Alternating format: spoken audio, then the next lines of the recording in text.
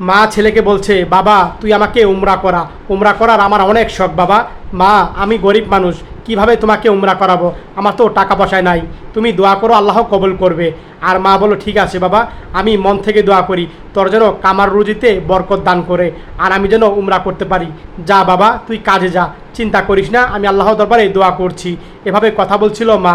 আর ছেলে বলল, হ্যাঁ মা আমি কাজে যাই, তুমি দোয়া করো আল্লাহ যেন বরকত দে, ঠিক আছে তুমি যেন তাড়াতাড়ি যেতে পারো।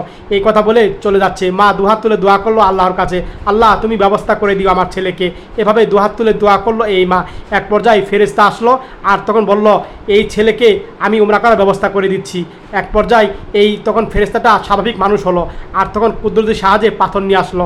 এক পর্যায়ে পাথরটা এই জায়গায় রাখলো, আর তখন আবার অদৃশ্য হয়ে চলে গেল। এই ছেলেটা আসছিল, আরে পাথরের জায়গায় রাস্তার মাঝখানে, মানুষের তো সমস্যা হবে, এটাকে সরিয়ে রাখি আমি।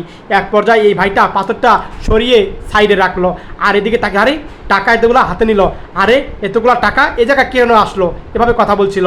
আর হঠাৎ করে তখন ফেরেশতা আসলো, বলল, এই টাকা তুমি নিয়ে যাও, তোমার মাকে উমরা করো, তুমিও উমরা করো, এটা ব্যবস্থা করে দিয়েছি আমি। এভাবে কথা বলল। ছেলে বলল, কি এটা উমরা করার টাকা, আচ্ছা ঠিক আছে যাও তোমার মাকে নিয়ে দাও, এভাবে কথা বলল।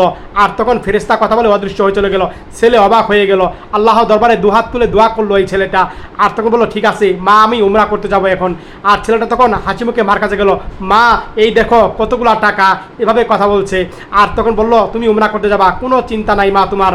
আর মা বলল, বাবা এই টাকাগুলো তুই কোথায় পালি এত টাকা তুই বাবা? আর বলল, মা ওই দেখো, ছেলেটা কল্পনা দেখালো, পাথর সরিয়েছিল আর কুদ্দুর সাহায্যে হতে হতো। মা শুনে অবাক হয়ে গেল। মা আল্লাহ দরবারে দুহাত তুলে দোয়া করলো। বন্ধুরা, আল্লাহ পাকে